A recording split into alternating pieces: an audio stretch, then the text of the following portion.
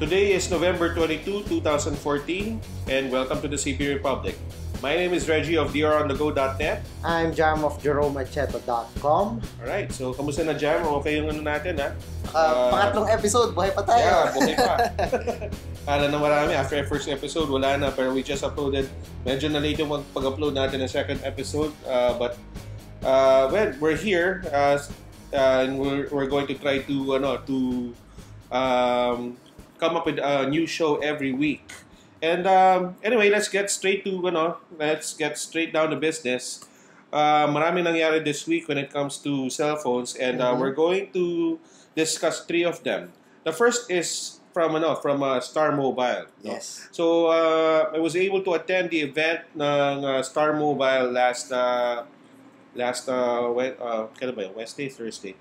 Thursday. Okay. Birthday ko pala nun. So yeah, it was my birthday the other day, and they invited us for their sort of lunch, no. So nung Thursday, Starmobile announced, at first they announced the new names of their so para may strategy, nagkaroon sila ng pag-ayos o ito strategy sa branding nila. Sa naming convention nila na from A, B, C, D, E, F, G, A. Yes. Nasunod-sunod by alphabetical order. So it would be easier to know kung ano bang klaseng phones ang bibili natin. If we hear these kinds of names, may idea na tayo kung ano yung phone na may expect natin. So according to where I'm reading the press release now, no. According to Starmobile Vice Chairman and Head of Product Development Michael Chen, pag ang feature phones, pag nakita kayo ng feature phones ng Starmobile, it will now be called Uno. Okay? So basically feature phones sa mga hindi interesado magkaroon ng gusto nila ng pag-call lang, backup phone, diba? Yung matatagal battery life. O yung wala silang pakialam sa internet, wala silang pakialam sa music, gusto nila makatawag in text lang, then ang hanapin mo lang is yung Uno na na branding sa Starmobile. Now, for tablets, we've heard of the N-Gage branding sa tablets ng Starmobile. So, mukhang okay naman yung N-Gage branding and they're doing quite well. So, they will still retain N-Gage for tablets. Pero pagdating sa other phone segments, entry-level smartphones will now be called Play. Okay, so I don't if you guys are aware, Starmobile introduced the Play earlier this year. It's an entry-level phone for around 2,999. So mura talaga siya. It's not of course, it's obviously more expensive than the entry-level phones of Cherry Mobile kasi mga 1,999 pesos nila, no? And wala ganun si Starmobile, but decente yung specs niya. Hindi ka mapapahiya, hindi mag-hang, no? Dahil yung minimum specs naman is can guarantee that it will run most of your applications. Yes. So that's the name of their entry-level smartphones, yung Play, and they will continue to use this name for their future entry-level smartphone models. And then bukod sa Play, yung mas mataas pa doon, yung one notch higher mid-range over the Play. So siguro not exactly mid-range. But siguro mas pataas ng konti lang sa entry level. They will now call it Jump. No. So basically, according to press release, it will feature devices designed to jumpstart its users' diverse lifestyles. So whether gusto na manood ng movies or pang specific usage, movies or pang internet lang or pang listen lang sa mga music, no. Mas siguro higher spec ng konti to focus on these usages, specific usage pala. Okay? Then after yung jump, yung up naman. We've discussed in our previous episodes, Yung episode 2, Starmobile up. yung Starmobile up. And then meron na ngayong Starmobile Lite and Mini. Tsaka Yes. Up Plus. So marami palang Starmobile up. So yung up na to, marami na siya. So, like actually, nanalo ako ng swerte lang ng birthday ko. Ano panalunan mo nga pala? I was able to win a Starmobile Up Lite, no? And we're going to discuss that in our next episode as our review. Pero nakakagulat, no, kasi ito kukwento ko na lang, no, pero we're going to do a review segment of this in the next episode.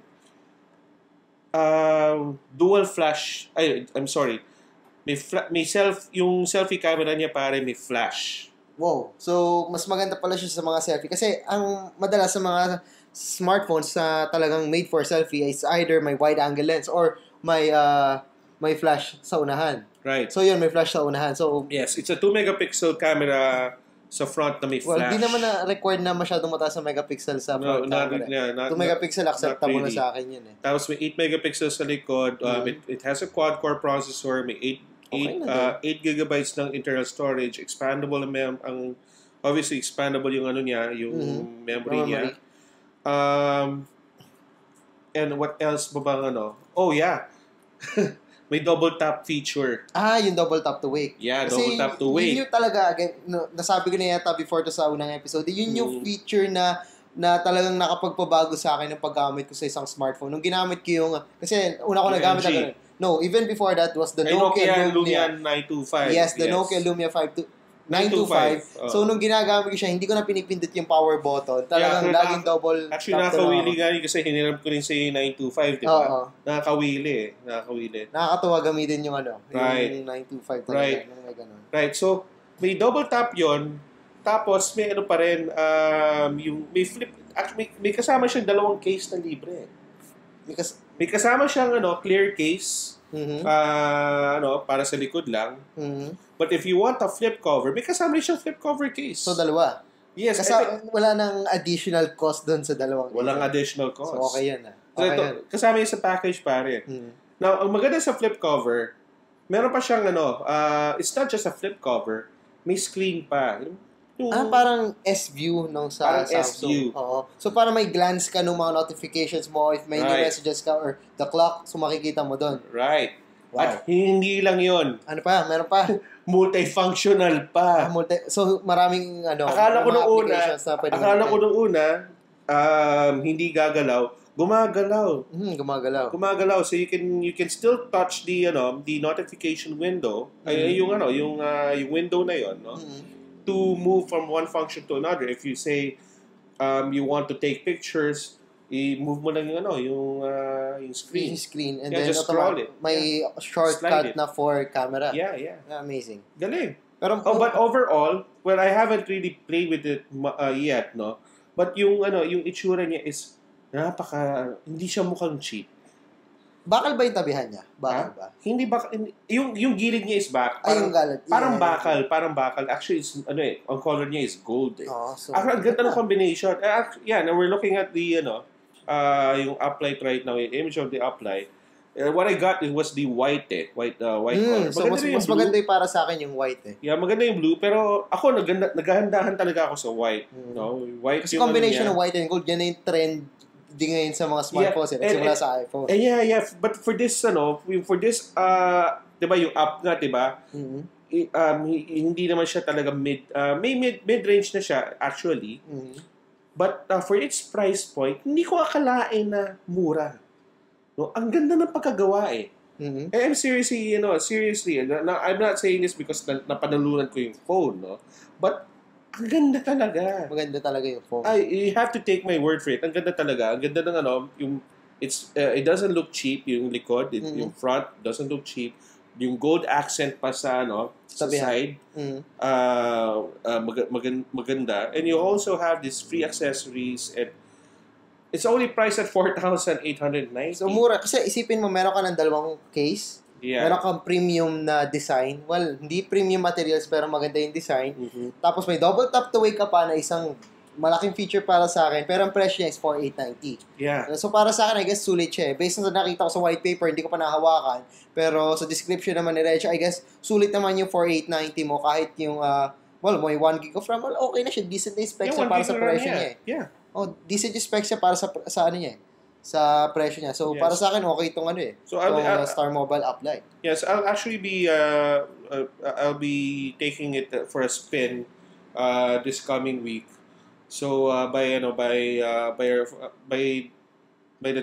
time that we have our next episode, the recording for next episode, we'll be able to do a hands-on review for everyone to see. Anyway, last but not the least, yung pinaka-high-end ng Starmobile is called the Knight.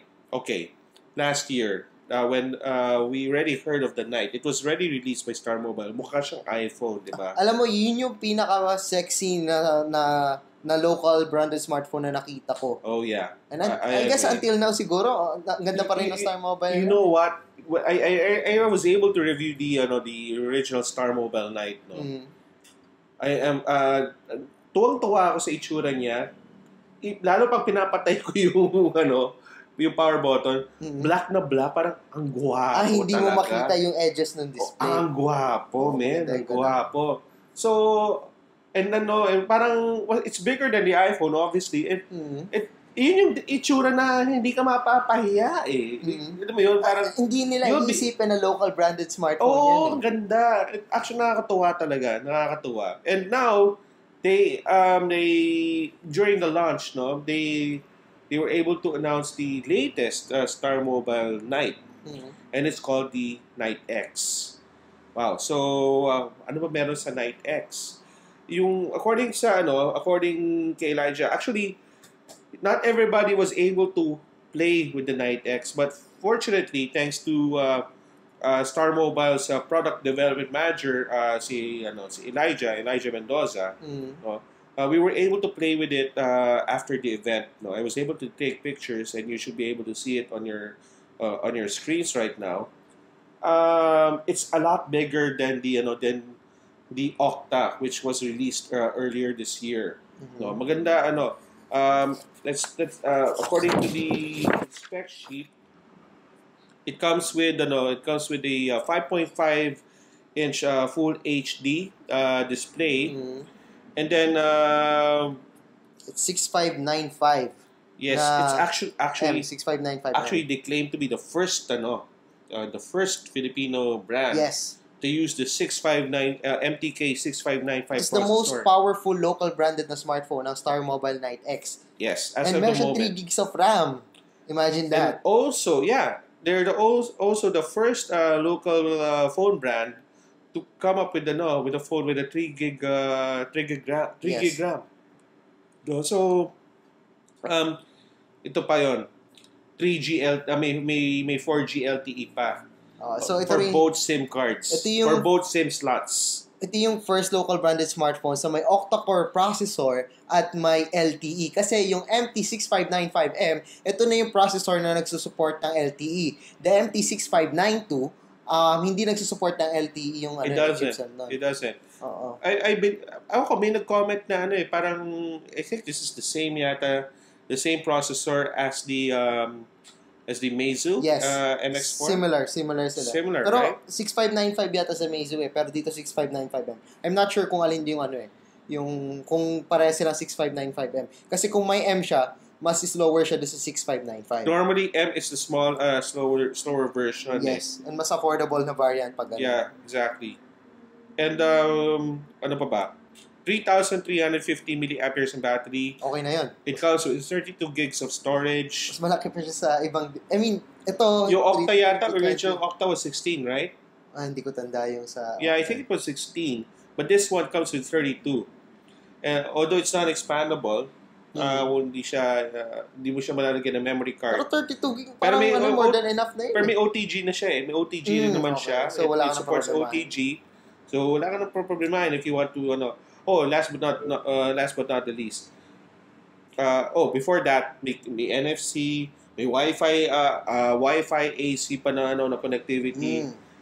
And yung camera, last but not the least, 13 megapixels. Sony na Sony Exmor RS. RS na sensor. Ito yung ginagamit din sa mga Xperia. Pero I guess, hindi similar doon sa Xperia Z na nando sa mga bagong Z nung simula sa 20 megapixel. Pero yung performance ito is very amazing kasi Sony Exmor RS na try ko na yan and pretty amazed sa kanyang performance. And ang paglalabanan na lang dyan, if may other na smartphone with a similar na sensor, ang paglalabanan dyan is yung image processing na pagdating sa phone, yung software na sa phone. Yeah. So, I guess naman parang pinag-anuhan ng Starmobile siguro yan. Hindi naman nila ahayaan na maganda nga yung hardware mo and then pangit yung software.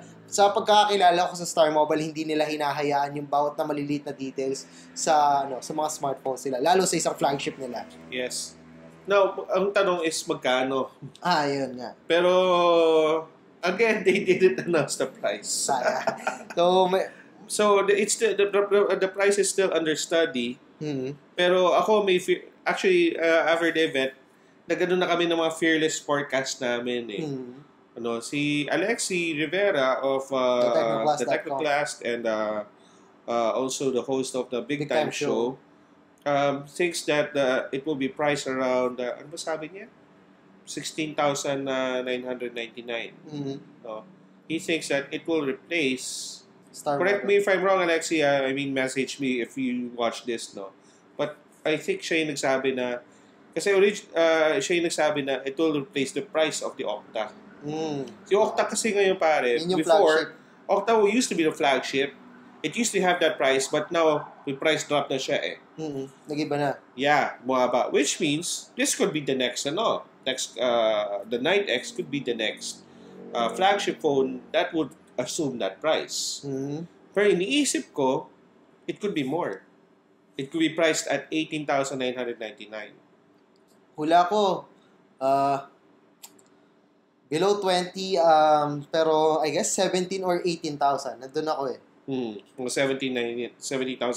Yes, mga ganun siguro. Yeah, so di tayo nagkakalayo ng mga iniisip. Kasi Starmobile, unlike sa other local brands, medyo mas mataas yung pricing nila. Yeah. Pero mas napansin ko, mas marami silang features or accessories na included dun sa box. Yun yung napansin ko. And since this is the most powerful local brand smartphone, I guess nandun nga yun. Malapit doon sa guesstimate na yung Yeah, kasi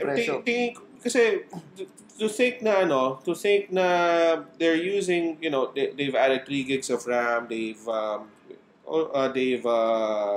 used an octa-core processor na may LTE, the camera, which is not a cheap camera, it's a Sony camera. The size also, I think it deserves to have that kind of price eh. And our audience and yung mga smartphone addicts, mga CP addicts sa Pilipinas might disagree. They would think na Starmobile dapat mura lang binibenta sa local brand. But the thing is kasi, this is my point of view, hindi porket local brand dapat mura. May hardware to eh. Ang ganda ng hardware niya.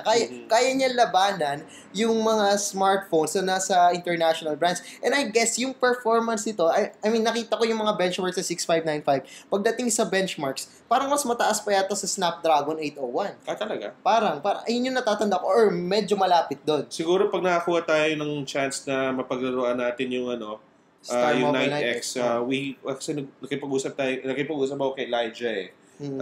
Maybe we can have a session with the 9X. We'll be able to run Antutu benchmark on it and see performance. See its performance. We will have that chance in the near future once they're ready. But 9X is hopefully they will release it. Within before the end of the year. Kasi sa Christmas marami magbibilihan niya. Yeah, hopefully, and I think this would be part of my top 10 smartphone list that should for the year 2014. Anyway, actually may nakalimutan tayo. Speaking of Snap, speaking of mga model names, meron din yung up, di ba? Yung up snap. So, meron din sa up snap. Napaglaruan ko rin yung up snap, although not too much, no? And basically, maganda rin yung forma. Ano mo napapansin ko sa mga Starmobile? Curved yung back nila eh. Mas gusto ko yung curve back kaysa sa flat yung back. Curve yung back ng ng Octa, 'di ba? Curve din yung back ng Night X. And itong up snap, curve din yung back niya. I was able to take pictures, and you should also be able to see these pictures again on your screen.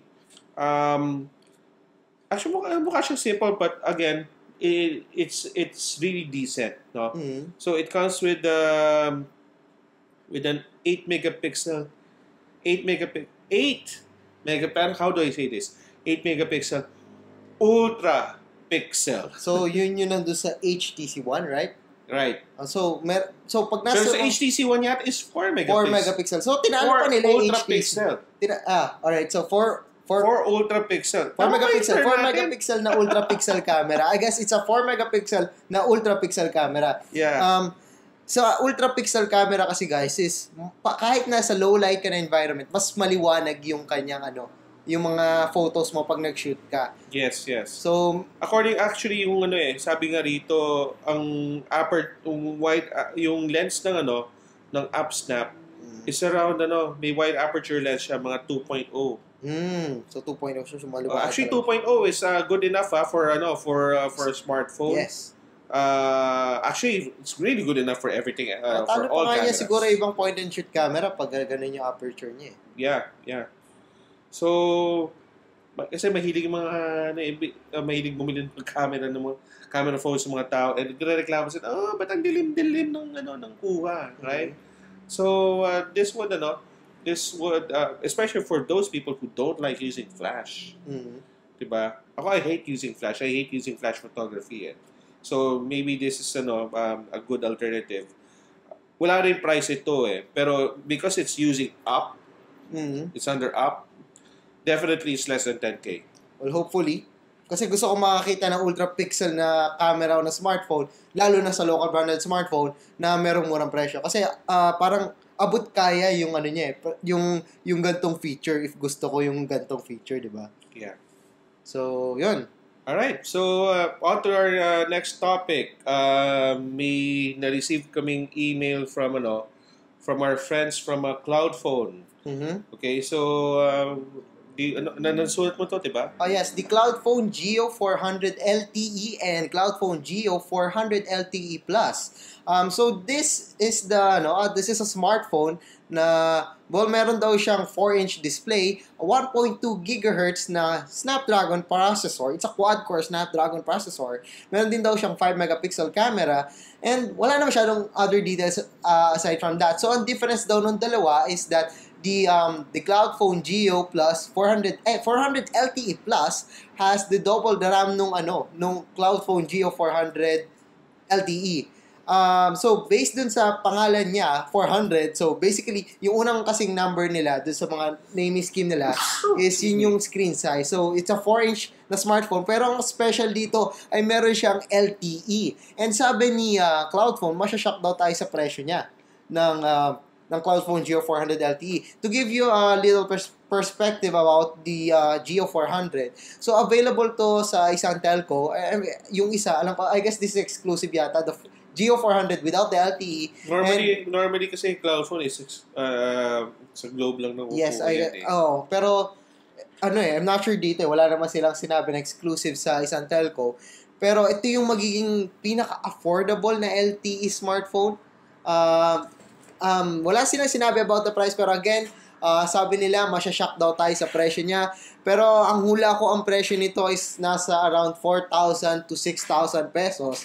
Kasi basing do sa dating specs ng Cloudphone Geo 400, nasa 4,000 pesos siya. So I guess nandun malapit yung presyo ng Geo 400 LTE. Mura ng mga beta ni Cloudphone, no? Like I gained a lot of inquiries when I posted about yung isang Cloudphone na may Sony na camera sensor. Ano yan? I forgot the model of the Cloudphone, pero It's also priced at less than 5K.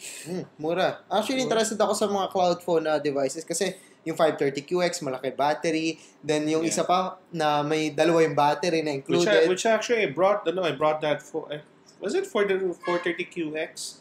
No, it's the 430, I forgot. Yeah, I think it was a 430QX. May dalawang battery. Yung isa 3,000 milliamperes. Yung isa 1,500 milliamperes. So I brought that. Actually, I brought that to Tacloban and Samar during my relief operations project late last year, to see if I can survive using 3,000 milliamperes and 1,500. Pero malakas ang gamit ko noon, so sayang. Hindi rin umabot. So kailangan mo talaga ng power bank that time. Yeah, kailangan ko ng power bank that time. Gumamit pa rin ako. Well, anyway, wala pang details masyado eh. Yeah, so hopefully we'll be able to get more details in the near future. Then siguro we'll update everyone about it. Now, last but not the least is Huawei. And so Huawei launched the Mate 7 last night, at the new at this new nightclub called the Valkyrie. And I was there, and na-invite ako, and this was the first time for me to check out the Mate 7. We should be able to see the pictures also as we speak. It's a very big phablet. Okay? It's a very big phablet. Actually, sa unang tingin ko parang HTC the thing eh. No? But knowing Huawei, and ako I always give high praises for Huawei kasi compared to its other Chinese competitor na kilala din na may 3-letter na initials called ZTE na mention ko na rin. Huawei has better hardware. They have better hardware, they have better software. I'm always impressed by it. I have reviewed Huawei devices before, and I'm always impressed by the hardware. No? Now, holding the Mate 7 last night, ang ganda. Ganda, di ba? Damn it, ang ganda talaga. As in, holy. I was medyo nabati pa ako kahapon dahil gutom na ako kahapon. Ginaw sa club. Hindi pa ako nanalo kasi this phone is really talagang lumalaban sa This phone is a fighter. I suppose this is already Huawei's flagship phone, no, because of its price and the features, no. Well, basically its features, no. It's made of steel. Steel. Yeah, it's made. Kaya when you hold it, it's like holding an HTC, but it's really Huawei. But the design, parang siguro ngayon pare, tingin ko hindi ka na mapapaya na Huawei yung masasabi mong Huawei ang telepono mo. Parang Huawei lang yun, di ba? Yung sinasabi ng iba, di ba? Yeah. So, ito, ang ganda ng design niya eh. Talagang, yung plastic, parang hindi siya metal eh. Plastic yan. No, it looks really high end. It's the way I held it last night. It's steel. No? Steel talaga. Parang metal eh. Again, sabi nga parang metal yung I'm not really sure what it's made. Pero dude, it's metal. I remember because may contest kami kagabi.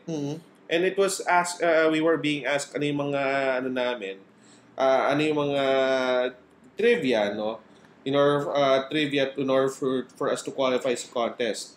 Actually, I was able to take pictures pala kung ano yung mga ano yung mga sagot. And one of the question is anong yari? Ang sagot dito is it was made of ultra slim all metal.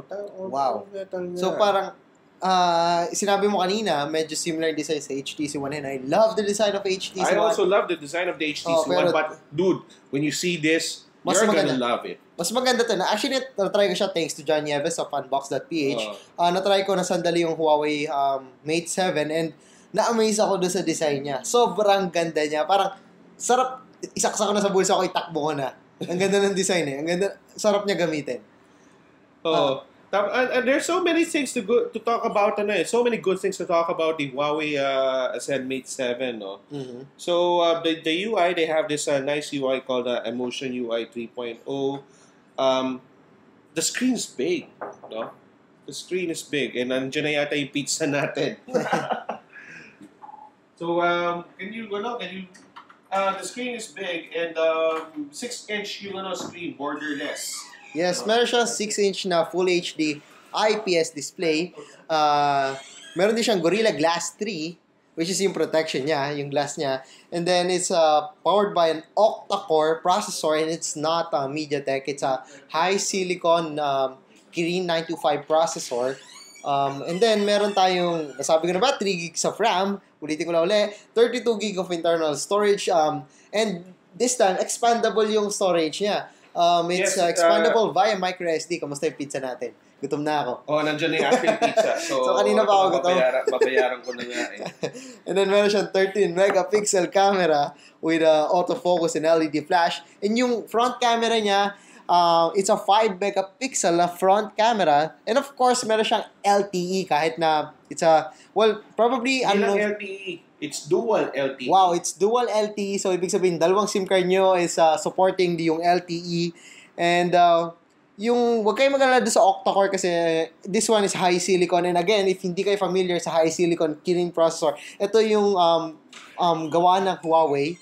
And then, there's Wi-Fi, Bluetooth. Basically, yung mga specs na, well, nakikita nyo naman sa mga most smartphones. And it's powered by Android 4.4 KitKat with Emotion UI 3.0.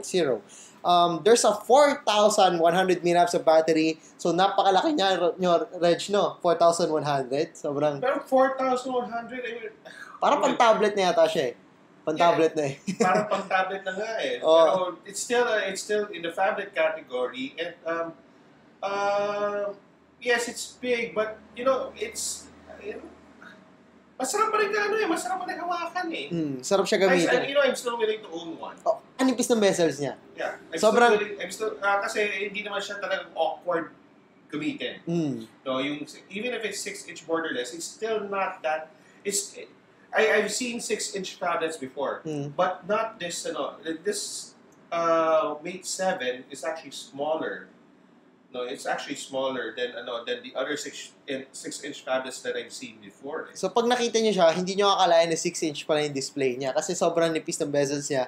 Tapos panalo talaga yung design niya. Sarap tignan nung smartphone kasi ang ganda ng design niya.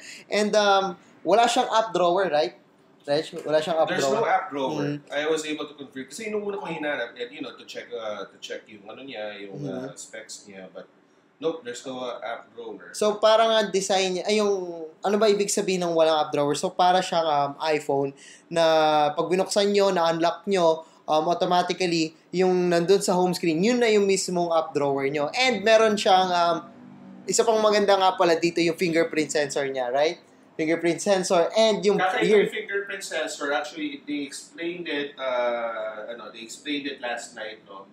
Compared sa mga ibang phones, na may fingerprint feature, fingerprint scanner feature, mas mabilis daw mag-scan ng fingerprint sa Ascend Mate 7. And yung fingerprint sensor sa likod, yun na rin yung home button niya. So pag hinawakan niyo yung home button niyo sa likod and pinindot niyo, may fingerprint sensor na, automatically ma-unlock niya na hindi niya na kailangan mag-swipe pa or anything or i-type pa yung passcode. So convenient nun na yung home button nyo sa likod, which is, mas prefer ko na gamitin na home button na nasa likod. And then, nandun na rin fingerprint sensor nyo. Isang pindot nyo na automatically, nandun na kayo sa home screen nyo. So, sarap niya gamitin. Napaka-convenient. So, sabihin na ba natin yung presyo? Yeah. The Huawei Ascend Mate 7 is, available na siya, Reg? Available na ba? Hindi pa? I think it's already available. Yeah, it's actually parating na yung mga stocks pero halos available na rin yan. Yeah, it's available na rin daw halos at with an SRP of 27,890. So, para sa akin, medyo steep yung price niya. Pero yung price na yun, para sa akin, ang ganda ng specs niya. I mean, the design, sobrang layo ng mga design niya sa mga previous na Huawei na nakita ko. And napakaganda niya. The features, sulit naman kayo. The performance, okay yung performance niya. It's an octa-core high silicon Kirin 925 processor. Maganda yung performance niya, yun yung pagkakalam ko.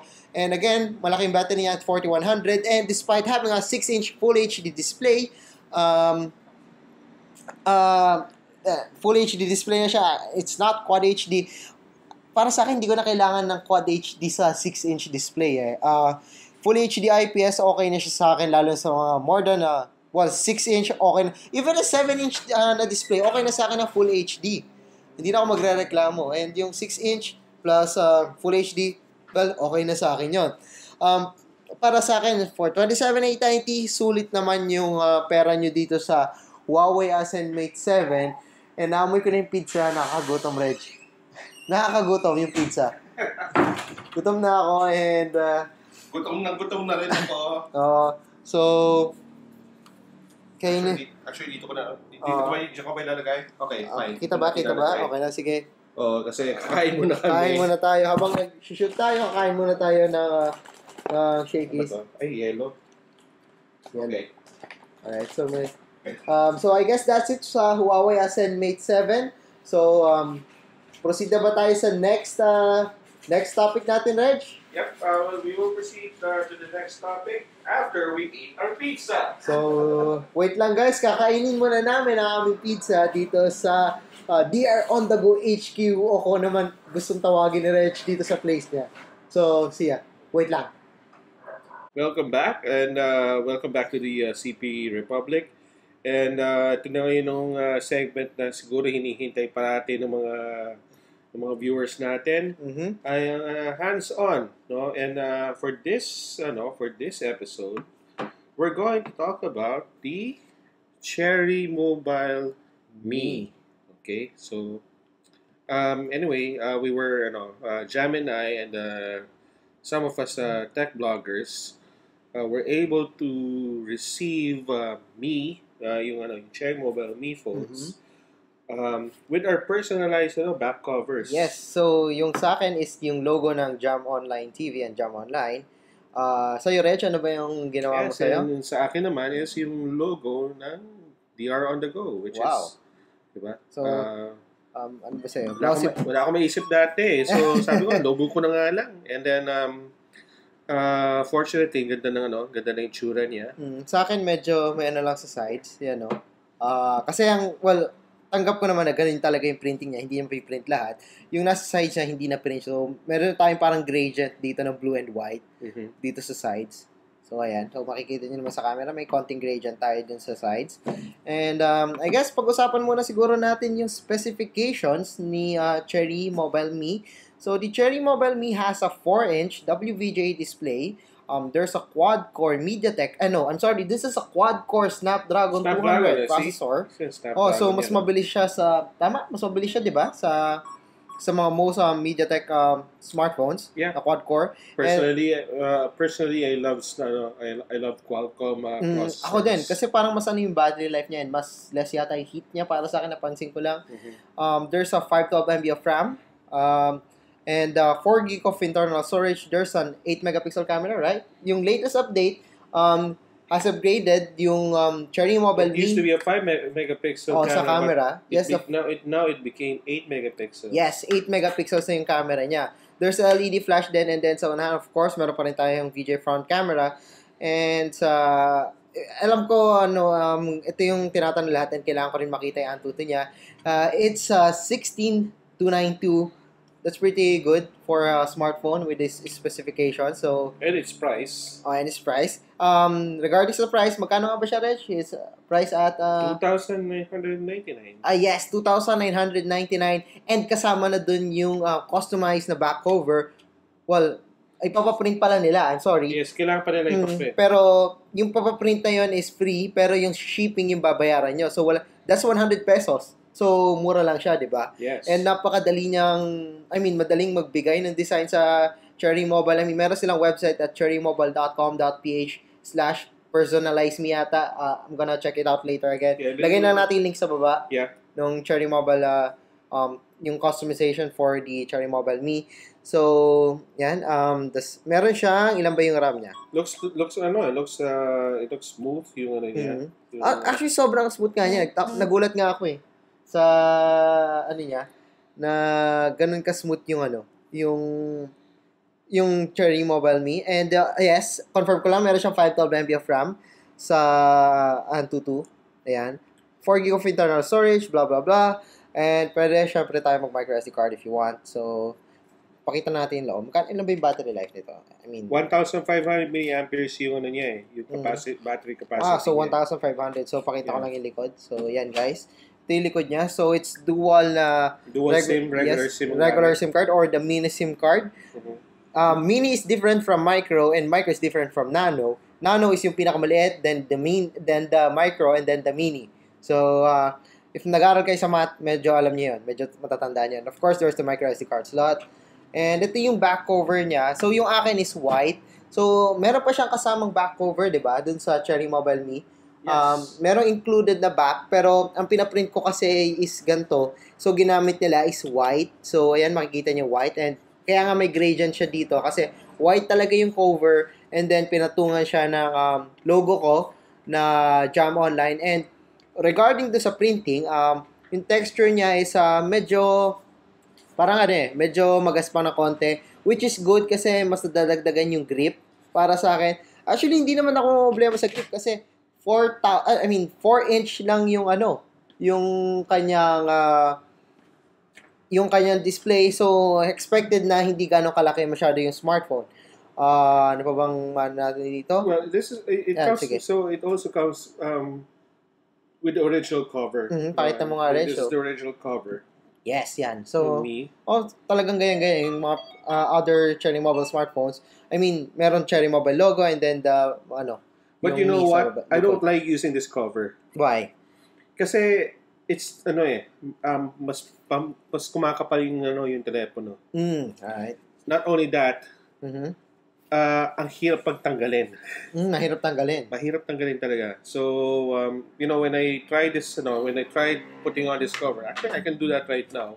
Just since we have two Mi's with us, no? Okay, here. I'm going to connect this one. Oops, nag-start. So, I guess may, parang mahigpit yata yung sa back cover mo.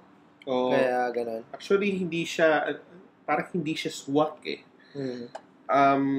If I don't know, ayan, parang alpha style yung design niya. Parang alpha style. Parang ang alpha eh. If you would notice, compared dito sa mini Jam, using the white cover, wala masyadong agwat. Okay? Wala masyadong agwat. If you check here, dito sa may cover, may original cover, may agwat siya. I don't know if it's obvious kasi black eh. So, yan. Yan o. So, yan, nakikita nyo ba? I guess nakikita naman nila. Yeah. Parang mas makapal pa dito. Mas makapal pa. Mas makapal. So, I don't like holding chunky phones eh. Ako din. Yeah, but if you're going to use a personalized cover like this, yung sa amin dalawang Jam, it makes the phone a bit slimmer. So, ano pa bang ipapakita? Well, yung camera nito is medyo disappointing. So, actually, yung nakuha namin to, it's just at 5 megapixel.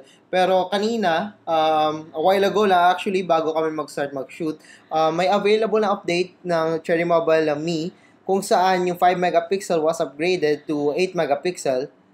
So, yan, 8 megapixel na yung pwede niya. Actually, ang daming picture size pala. So, alamin nyo na lang kung ano yung WVGA. That's 800 by 40, blah, blah, blah. Pero probably would use 8 megapixel. Ang medyo disappointing sa camera is not it's not just about the quality. It's about the autofocus. So, wala siyang autofocus.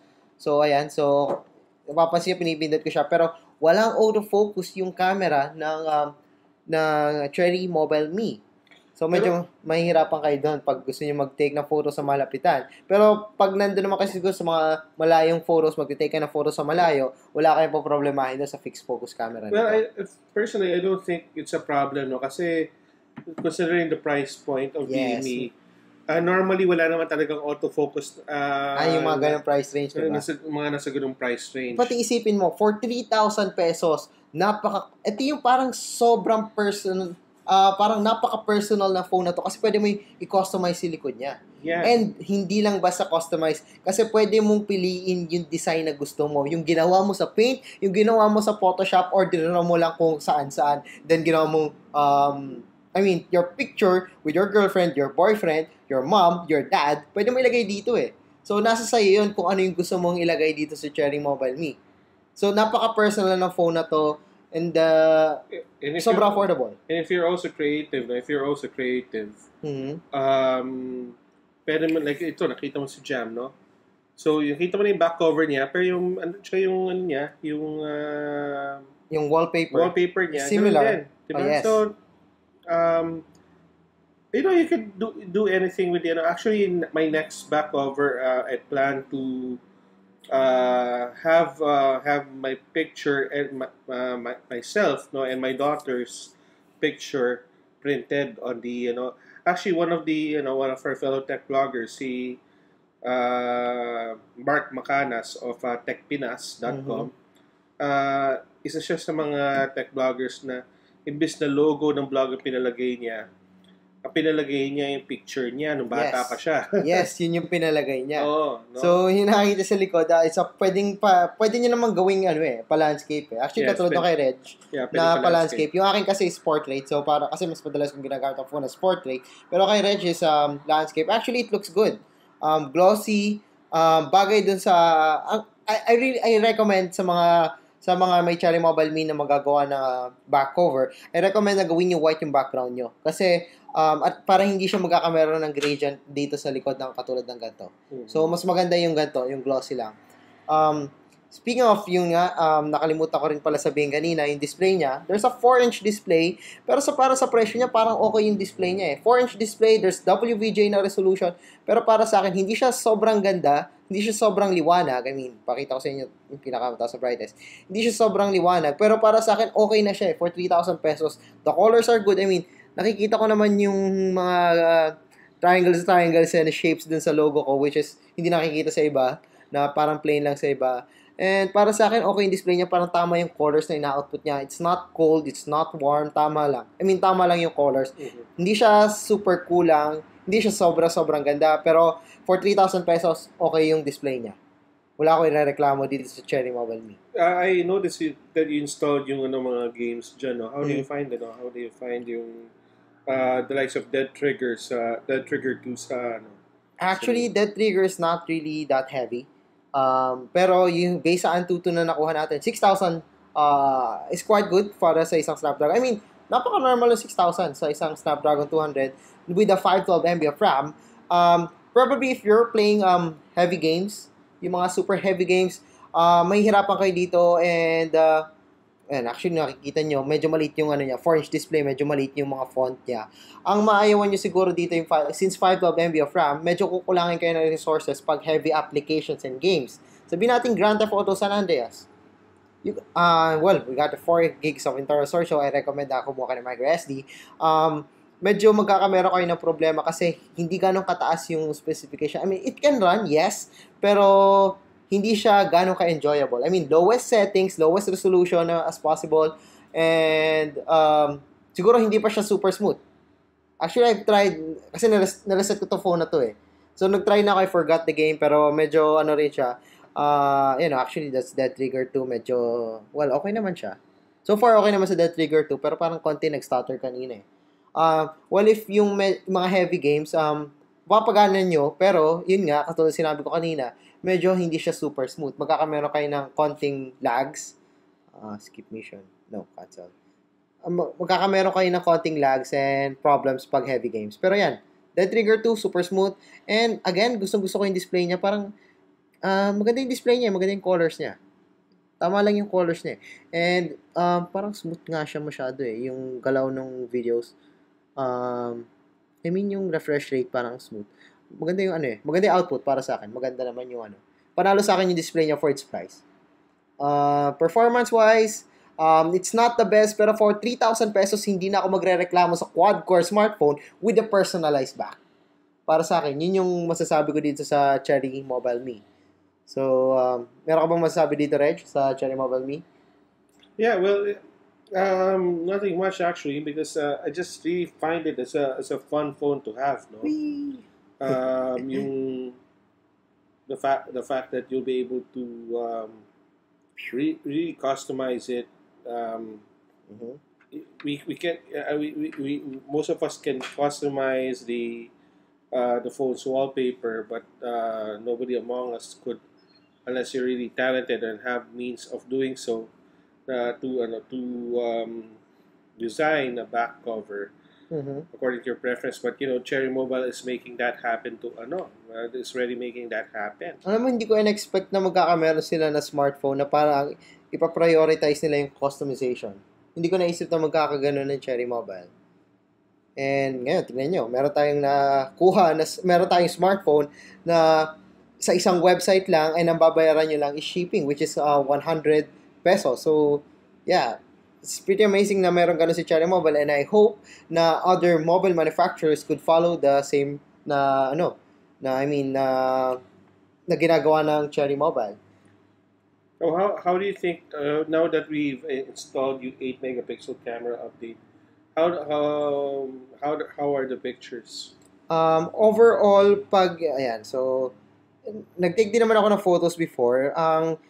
Nakikita niya medyo mabagal yung shoot, pero okay na. Napapansin niyo medyo mas saturated ng konti, which is good para sa akin yung processing ng pictures niya. Ito yung isa sa mga kakashoot ko lang. So, nakita nyo naman kung ano siya katagal mag-shoot. Medyo mas saturated yung colors niya. So, parang mas may buhay yung colors niya. Hindi siya dull. Hindi siya kulang ng kulay. And I guess tama lang yung kanyang mga kulay. Pero, yung kanyang quality, siguro hindi siya comparable sa mga other smartphones na sa 6,000, 7,000. Pero again, this is a 3,000 pesos smartphone. So, wala na ako irereklamo kung ganun yung quality niya. I mean, tama lang para sa akin for a 3,000 pesos smartphone. So, again, ulitin ko lang sinabi ko, don't expect too much from this one since this is a 3,000 pesos na smartphone. So, yeah, I guess yun yung ko sa camera niya. So, let's try yung sa video.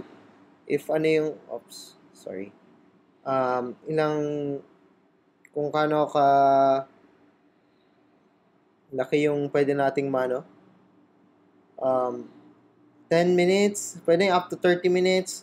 Video encoder, of course, MP4 mas prefer ko. Video quality, you could record 720p videos dito sa Cherry Mobile Me. Pwede. Oo, so pwede siya for videos.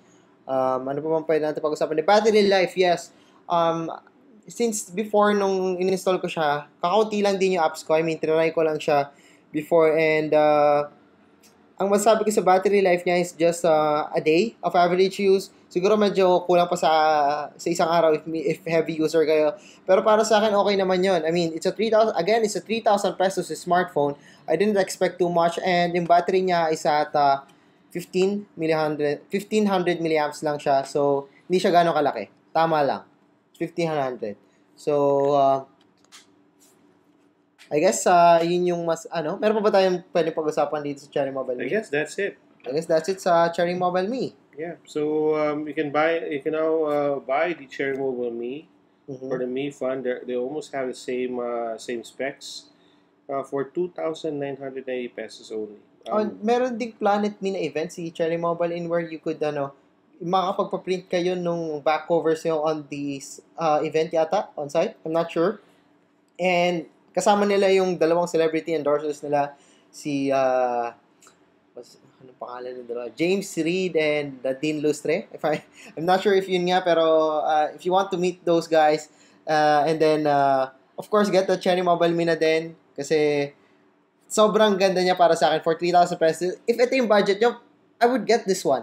Kasi bukod sa napaka-personal niya, okay din yung performance niya para sa kanyang price. Okay yung specification niya for its price. So, Reg, ano pa bang mo? final inputs regarding that? Wala na? That's it. Yeah, like what I've said, if you're interested to buy this, you can only buy it for 2,990. You can also have your back cover customized, just like what we did.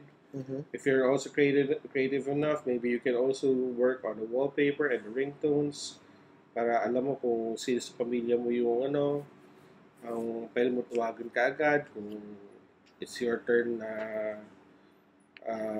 what do you call this? Well, I don't know what else to say actually, but it's a very affordable phone, and you know, it's sorry, it's just nice. I'm actually very happy na they gave us this kasi next up, like what you said, no, next na balak ko nga is paggawa ng panibagong back cover na kami naman ang picture ng anak ko. So, yeah, you cannot go wrong with this phone for 2,990. Kung if you just want to really make this phone as the closest ka-lookalike mo. All right. So this is how we're going to end our hands-on review, and we'll be back for the next segment. At dyan nagtatapos ang episode natin ngayon for the CP Republic. Please do follow us at the CP Republic on Twitter. Also like our Facebook page, facebook.com/the CP Republic. If you have any questions or comments, send us an email at thecprepublic@gmail.com. Also, please don't forget to subscribe to our YouTube page, yung DR Networks. Yes. So, hanggang sa muli, good night, goodbye everyone. Kasi naatok na tayo pareho. Sarap yung pizza. Kami sa pizza. Kaya naatok na kami. God bless everyone, and see you next week.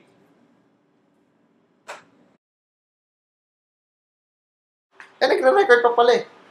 No. Naka-record ba? Oo.